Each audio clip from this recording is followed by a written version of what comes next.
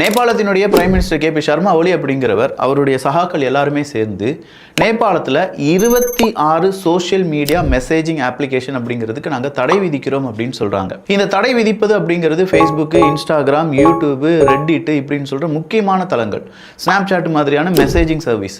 அப்போ இது எல்லாத்தையுமே தடை விதிக்கிறாங்க அப்படின்னு சொன்னோன்னே ஒரு நாள் ஒரு போராட்டம் நடக்குது. இந்த போராட்டத்தை யார் முன்னெடுக்கிறார்கள் அப்படின்னு கேட்டால் ஜென்இசட். நல்லா புரிஞ்சுக்கோங்க, இப்போ இருக்கக்கூடிய மாணவ மாணவிகள். அப்போ இந்த ஜென்இசட் ஒரு போராட்டத்தை நடத்துகிறாங்க அப்படின்னு சொன்ன உடனே அது நேபாளம் முழுவதுமாக பரவுது. 26 சோஷியல் மீடியாவை பேர்ன் பண்ணதுக்கு இப்போ இருக்கக்கூடிய யங்ஸ்டர்ஸ் எல்லாரும் சேர்ந்து ஒரு ப்ரொட்டஸ்ட் பண்ணுறாங்க அப்படின்னு சொன்ன உடனே இந்த ப்ரொட்டஸ்ட் அப்படிங்கிறத வளர விடக்கூடாது அப்படின்னு சொல்லி இந்த சர்மா ஒலி அவர்களுடைய அரசாங்கம் முடிவு பண்ணுறாங்க. அங்கே இருக்கக்கூடிய காவல்துறை அதிகாரிகளுக்கும் இராணுவத்துக்கும் ஒரு சுற்றறிக்கை அப்படிங்கிறத பாஸ் பண்ணுறாங்க. அந்த சுற்றறிக்கையில் யார் யார் இந்த போராட்டத்தில் ஈடுபடுறாங்களோ அவங்க மறுபடியும் போராட்டத்தை பற்றி யோசிக்கவே கூடாது, அவங்க மேலே லத்தி சார்ஜ்லாம் நீங்கள் பண்ணலாம் அப்படின்னு சொல்லி அவங்களுடைய ஆர்டர் அப்படிங்கிறது வருது.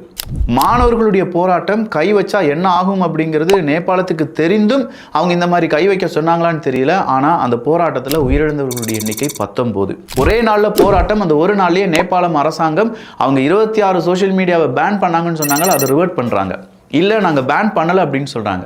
பட் போராட்டம் நின்றதா அப்படின்னு கேட்டால் அதை விட 10 மடங்கு பலமாகுது.